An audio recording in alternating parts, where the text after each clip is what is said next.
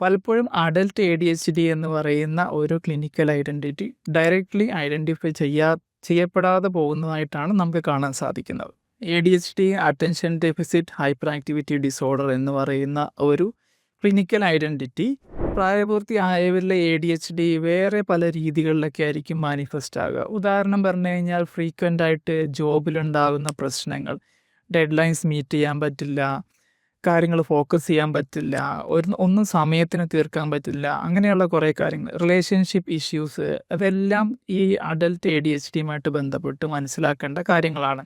അവരുടെ പ്രശ്നങ്ങൾ അവർക്കറിയാം. അപ്പോൾ എന്താ ചെയ്യുക, അത് കോമ്പൻസേറ്റ് ചെയ്യാനായിട്ട് അവർ സെൽഫ് മെഡിക്കേഷൻ എന്ന രീതിയിൽ ചിലപ്പോൾ ഡ്രഗ്സ് ഉപയോഗിക്കാം, ചില ആളുകൾ കഞ്ചാവ് പോലെയുള്ള കാര്യങ്ങൾ ഉപയോഗിക്കാം, ചില ആളുകൾ പുകവലിക്കുന്നവരുണ്ട്. അപ്പോൾ അങ്ങനെ ഒരു അഡിക്ഷൻ രീതിയിലേക്ക് എത്തിപ്പെടാനുള്ള സാധ്യത വളരെ കൂടുതലാണ്. വേറൊരു പ്രധാനപ്പെട്ട പ്രശ്നം എന്ന് പറഞ്ഞാൽ ഇവർക്ക് ഇമ്പൾസിവിറ്റിയും കൂടി കൂടുതലായതുകൊണ്ട് ചിലപ്പോൾ റാഷ് ഡ്രൈവിങ് അങ്ങനെയുള്ള കാര്യങ്ങളിലും ഇവർ ഉൾപ്പെടാനുള്ള സാധ്യതകൾ വളരെയധികം കൂടുതലാണ് എന്നുള്ളതാണ് വേറൊരു പ്രശ്നം.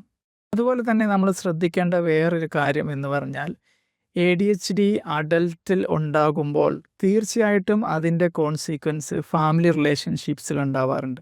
ADHD അഡൽട്ടിൽ അത്രയധികം ഐഡൻറ്റിഫൈ ചെയ്യാൻ എളുപ്പമുള്ള ഒരു കണ്ടീഷനല്ല. പലപ്പോഴും അതൊരു റിലേഷൻഷിപ്പ് പ്രോബ്ലമായിട്ടോ അല്ലെങ്കിൽ എന്തെങ്കിലും അഡിക്ഷന് ട്രീറ്റ്മെൻറ്റ് വരുമ്പോഴോ ഒക്കെ മാത്രമാണ് നമ്മൾ ഇതിൻ്റെ കൂടെ ADHD കൂടെ ഉണ്ടായിരുന്നു എന്ന് നമ്മൾ ഐഡൻറ്റിഫൈ ചെയ്യുന്നത്.